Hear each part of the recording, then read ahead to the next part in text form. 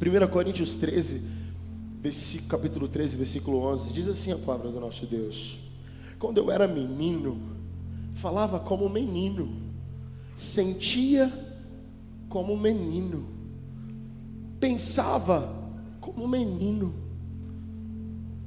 Quando cheguei a ser homem, desisti das coisas próprias de menino.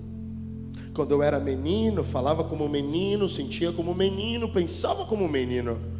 Quando cheguei a ser homem, desisti das coisas próprias de menino. Feche os seus olhos. Senhor Deus, obrigado, Pai, por essa noite na Tua presença. Obrigado porque estamos aqui diante do Senhor, Pai, diante da Tua palavra que é viva, poderosa e eficaz. Senhor, mais penetrante do que uma espada de dois gumes, que tem o poder de penetrar nas divisões da alma, do espírito. Senhor Jesus, Tu és o Deus poderoso, Pai, e é a Tua palavra que nós, Senhor Jesus, somos dependentes dela, que nos dá direção, que nos dá entendimento, que nos dá, Senhor Jesus, a real, Pai, alimento para as nossas vidas e aquilo que nos alimenta. E agora nós lemos a Tua palavra, e agora eu te peço que possa nos dar direção, nos ensinar, Senhor, com Tua vontade, com Tua palavra, Senhor Deus, para que a gente tenha, Pai, uma semana de vitória, e para que os Teus filhos que descerão as águas nessa noite, Pai, reconheçam o Teu poder, a Tua graça, o tamanho daquilo que, da escolha que eles tiveram até chegar aqui hoje, Pai, em nome de Jesus, amém. Ainda com sua Bíblia aberta, coloque para nós também Efésios capítulo 5, versículo 15. Queridos, desceremos as águas hoje. Mulheres e homens, aqui somos 15 pessoas hoje. Muita gente vai descer as águas hoje. É preciso ter um entendimento, porque quando nós perguntamos assim: você tem a Bíblia como regra de fé? Vocês entendem que isso é uma pergunta extremamente importante saber responder ela. Porque a Bíblia fechada é apenas um livro, mas quando nós abrimos ela, é a boca de Deus falando com a gente. E o Senhor, a boca de Deus, nos dá direção para a nossa vida. Existem momentos da nossa caminhada de fé, da nossa caminhada cristã, que nós somos meninos, que nós nascemos. Sabe quando o menino nasce, você está ensinando ele a andar, você pega na mão dele, você ensina as palavras, ele começa falando errado, sabe, ele tem sentimentos de menino, de criança, ele é inocente, ele é menino, e existe então uma caminhada de menino, que é natural da vida. O menino cai, o menino levanta, cai de novo, o menino às vezes não consegue andar direito, mas daqui a pouco começa a dar um passo melhor, outro, e assim vai seguindo a vida dele. Esse é o processo. Paulo está ensinando exatamente isso. Quando você chega no reino, quando você chega no evangelho, vocês são meninos, e começa uma caminhada com a regra de fé. A Bíblia é a nossa regra de fé, amém ou não amém? A Bíblia é a nossa regra de fé, e não só de fé, mas de prática. Nós praticamos os princípios bíblicos, sagrados, milenares, de muitos anos, que tem nos dado vitória. E eu falo, como Benihim dizia, a Bíblia é mais atual do que o jornal de amanhã. Se nós podemos ler todos os dias, nós estaremos vivendo a atualidade dela. Ela é atual. E o entendimento de Paulo aqui é trazendo exatamente aquilo que muitas pessoas não conseguem enxergar. Porque quando somos meninos, nós falamos como meninos, e está tudo bem. Porque quando somos meninos, nós andamos como meninos, e está tudo bem. Quando nós somos meninos, sentimos como meninos, e está tudo bem. Pensamos como meninos, e está tudo bem. Mas chega um momento em que você tem que crescer. Chega um momento que você tem que desistir das coisas próprias de menino. Chega um momento em que deve existir uma coisa chamada de maturidade. A maturidade é quando você alcança o entendimento que agora você está andando com suas pernas. Agora você está tomando as suas próprias escolhas. Agora você está sabendo que se você comer muito Big Mac, você vai engordar. e não vai ter muita saúde. Você agora está entendendo que se não se preparar, sabe, na sua escola, daqui a pouco você não vai conseguir entrar na faculdade. Daqui a pouco, sabe, você então começa a atingir o nível de maturidade.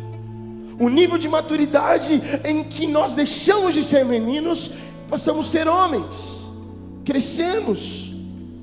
E imaturidade é exatamente aquilo que tem faltado em muitos corações. Pessoas andando como meninos, falando como meninos e querem ser meninos para o resto da vida. Mas o Senhor nos está convidando a viver uma nova história, um novo tempo. Quando o Senhor nos convida a viver este novo tempo, nós temos que deixar as coisas de menino. Nós temos que deixar os pensamentos de menino, as atitudes de menino, e entender que essa maturidade vai me posicionar diante da vontade de Deus. Essa maturidade vai me colocar nos maiores lugares, nas posições maiores.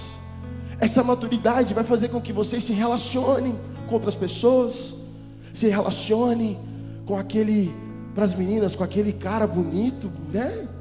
As meninas, os caras, com aquela menina bonita que amanhã vai aparecer, que meu Deus, você já, eu cheio de meninos aqui que já estão orando, pastor, eu estou orando por fulano, pastor, eu já estou orando por fulano, meu Deus, glória a Deus, porque você está só orando. Sabe por quê? Essa fase é linda, preciosa. Essa maturidade começa a crescer, começa a ser desenvolvida, e logo vocês não serão mais meninos. Logo vocês não serão mais pessoas que pensam como meninos. Logo, igreja, nós não somos mais aqueles meninos que precisávamos que pegassem nas nossas mãos. Agora nós temos maturidade e temos a nossa regra de fé, a Bíblia Sagrada, que nos dá essa direção, que nos faz termos maturidade, que faz nos enxergar as nossas vidas com maturidade. Maturidade cristã, maturidade no Evangelho, maturidade para lidar com os problemas, maturidade para lidar com as situações, maturidade para encontrar a boa, perfeita vontade de Deus para nós. Muitas famílias têm deixado de servir ao Senhor. Pastor, sabe, eu não vou mais à igreja porque estou decepcionado com as pessoas. Querido, pessoas decepcionam. Seres humanos são seres humanos passivos a erros. Falta de maturidade é pensar que eu estou aqui na casa de Deus por conta de homens, por pessoas. Não! O maior erro, a maior imaturidade é olhar para o homem. A maior imaturidade é tentar enxergar homens perfeitos. Mas aqui o Senhor está te chamando para ser um crente maduro, que não olha para defeitos ou acertos de homens, mas que olha para aquele que é o dono da perfeição, aquele que nunca vai te decepcionar, e Ele é Jesus Cristo, Ele é o nosso Deus, Ele não decepciona, Ele nunca vai te decepcionar, nunca vai te deixar na mão, jamais isso acontece, jamais. Por isso nós temos a nossa visão, e é muito bem detalhada quando falamos, está escrito ali quando você sair na nossa recepção. A nossa visão é levar cada pessoa a um relacionamento público com Jesus, porque o relacionamento com Jesus é o que transforma as nossas vidas.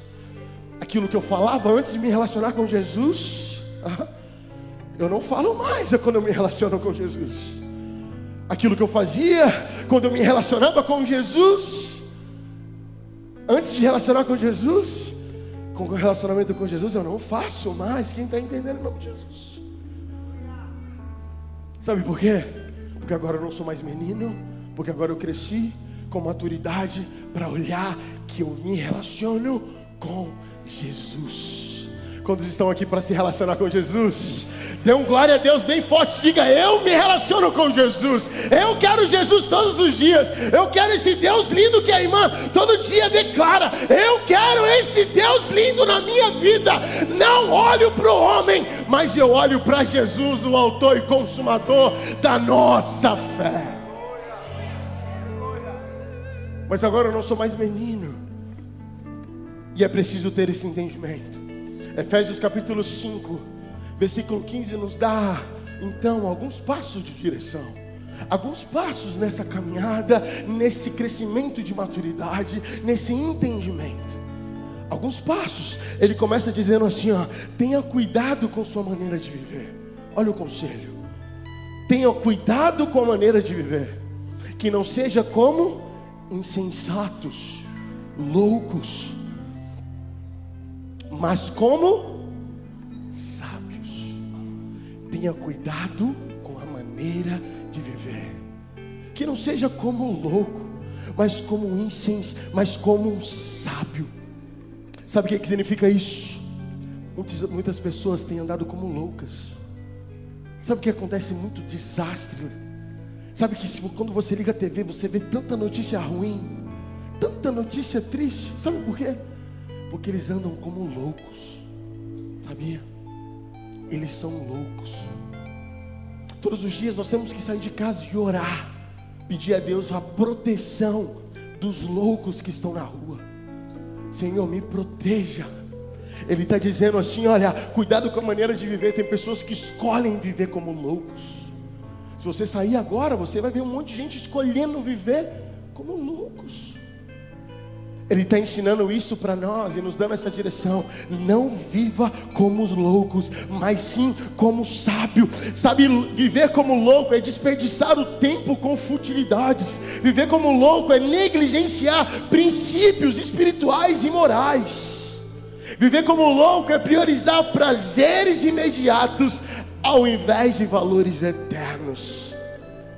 Viver como louco é ignorar a direção e o ensinamento de Deus.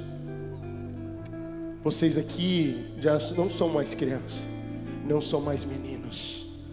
Não são mais meninos, e eu não estou dizendo como humanos, estou dizendo na fé. A partir de agora, escolham a melhor maneira de viver, priorizando a vontade de Deus, os ensinamentos de Deus, e não ignorando a direção de Deus, e não ignorando os ensinamentos do nosso Deus. Amém?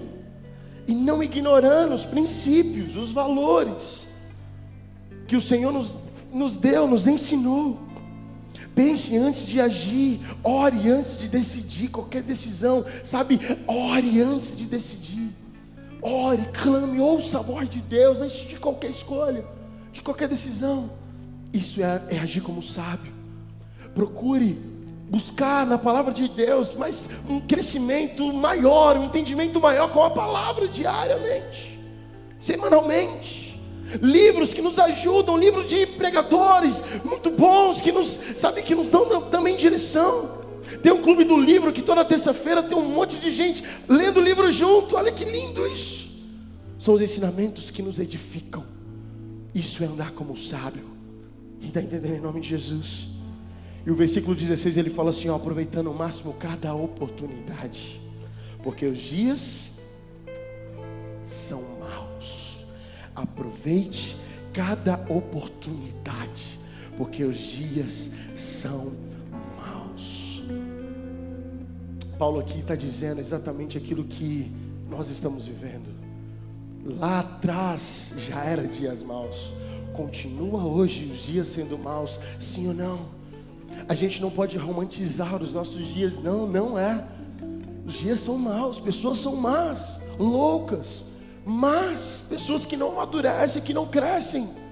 Os dias são maus, por isso ele está dizendo, aproveite cada oportunidade. Sabe a oportunidade que vocês estão tendo agora de descer as águas? É a oportunidade linda da vida que vocês agarraram, dizendo assim, ó, eu quero morar no céu, eu quero nascer de novo, eu quero ser uma nova criatura. Que oportunidade linda que vocês, sabe, aceitaram para a vida de vocês. Vocês não jogaram ela fora. E a oportunidade chegou na vida de vocês, e ela vai mudar a vida de vocês. Essa oportunidade vai transformar a casa de vocês. Essa oportunidade, queridos, é aquilo que nos faz desviarmos dos loucos. A oportunidade de servir ao Senhor e de viver na sua presença é que nos faz driblar o mundo, os dias maus, as pessoas más. Quando eu desci em São Paulo, eu orei com quem estava comigo e falei assim: Senhor, nos torna invisíveis nesse lugar, nos livra de todos os loucos, de pessoas más. Passamos, rodamos para cima e para baixo e nada nos aconteceu. O Senhor nos protegeu, o Senhor nos guardou, porque é um lugar perigoso, um lugar difícil, mas o Senhor tem nos guardado. O Senhor vai te guardar todos os dias. Mas escolha, aproveite a oportunidade de servi-lo, de buscá-lo, de estar na presença dEle. É Ele quem protege, é Ele que te protege, que te guarda, que te guarda, em nome de Jesus. E o versículo 17, para encerrar, ele diz assim: portanto, não sejam insensatos, mas procurem compreender qual é a vontade de Deus. Qual é a vontade de Deus? A vontade de Deus é que vocês não sejam mais meninos, que agora nessa caminhada de fé vocês sejam maduros e cada dia mais maduros. Não, pastor, como assim? Cada dia vai ser um dia diferente, um crescimento diferente, uma oportunidade diferente. Cada dia, cada circunstância, o Senhor vai estar ali te direcionando. Mas não seja insensato. 2 Timóteo capítulo 3, eu gosto de ler esse versículo para fazer vocês entenderem no momento que nós estamos, o mundo que nós estamos inseridos. 2 Timóteo capítulo 3, na minha versão, coloque na minha versão NVI, capítulo 3, versículo 2, versículo 1, a partir do versículo 1, diz assim: saiba disto, que nos últimos dias sobrevirão tempos terríveis, tempos difíceis, pastores. Estamos vivendo tempos difíceis. Mas saiba disso, por quê? Porque, versículo 2, características dos tempos difíceis, características das pessoas difíceis. Escute isso: homens egoístas, avarentos, presunçosos, arrogantes, blasfemos, desobedientes aos pais, ingratos, ímpios, sem amor pela família, inconciliáveis, caluniadores, sem domínio próprio, cruéis, inimigos do bem, traidores, precipitados, soberbos. E aqui eu chamo mais a sua atenção: mais amante dos prazeres do que amigos de Deus. Sabe o que é a dificuldade dos tempos difíceis? É porque todas essas características estão dentro de nós. Tudo isso que nós lemos aqui está dentro de nós. Pastor, mas dentro de você. Sou pastor, o Senhor me ungiu. Tudo aquilo ali, ó, corre nas minhas veias, porque eu sou feito de carne. Eu não sou anjo, não tenho asas. Feito de carne, todas essas características estão dentro de mim. Todas essas características estão dentro de você.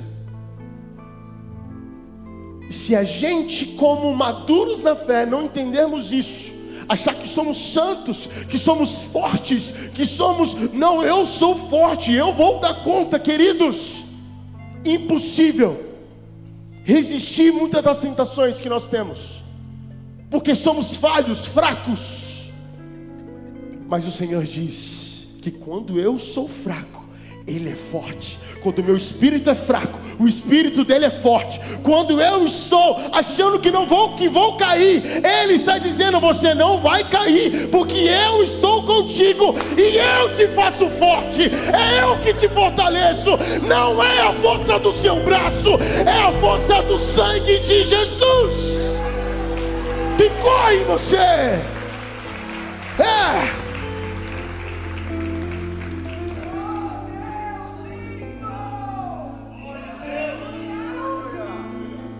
Serão difíceis, mas ainda em cada tempo. Mas você, em nome de Jesus, querido, vai viver todos os dias longe de tudo isso que tem sobressaído na nossa humanidade, porque a vontade de Deus para nós, a vontade é que sejamos homens e mulheres de Deus, e sabe, homens e mulheres que vivem segundo o Espírito, que dão frutos do Espírito, que é amor, bondade, fidelidade, mansidão, domínio próprio. Contra essas coisas não há lei. A vontade de Deus para nós, quando nós conhecemos o Senhor, é entendermos que nós temos que andar no Espírito, e lançando fora as concupiscências, que nada mais é uma palavra difícil que traduzida significa desejos carnais, amantes de si mesmo. Mas o último ele diz amante dos prazeres, do que amigos de Deus. Não seja amigo dos prazeres, seja amigo de Deus. Não seja amante de prazeres, mas seja amigos de Deus, amantes de Deus, amante das coisas de Deus. Eu amo fazer parte de uma igreja como a nossa, que há 42 anos está aqui enraizada. Eu amo fazer parte de uma igreja que prega a palavra, que prega a Bíblia, que tem escola bíblica, que ensina, dá direção. Porque sem a Bíblia, queridos, nós seremos frágeis. Sem a palavra de Deus em nós seremos vulneráveis. Não cresceremos, não amadureceremos. Mas estamos aqui todos os tempos buscando a presença de Deus, para sermos amantes de Deus a cada instante.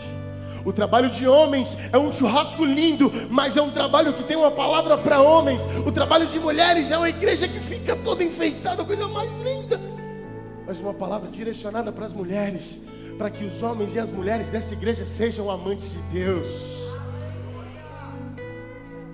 A palavra para os casais, os jovens, sabe, os jovens têm atividade a semana toda, sexta, eles se encontram aqui, eles cantam um louvor lindo, abençoado, porque todos os dias nós estamos ensinando aos nossos jovens serem amantes de Deus, amantes das coisas de Deus, amantes da presença de Deus.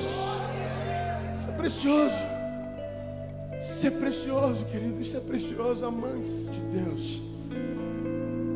Mas eu creio que sim, nesse novo tempo, o Senhor quer nos encher, e a cada tempo será um novo tempo de sermos cheios da graça e da presença de Deus.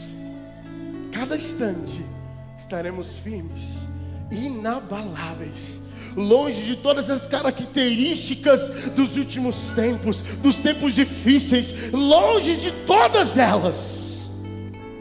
Porque o Senhor tem nos ensinado e nos feito, sabe, tomar as nossas decisões segundo a sua vontade, porque nós escolhemos compreender qual é a vontade de Deus.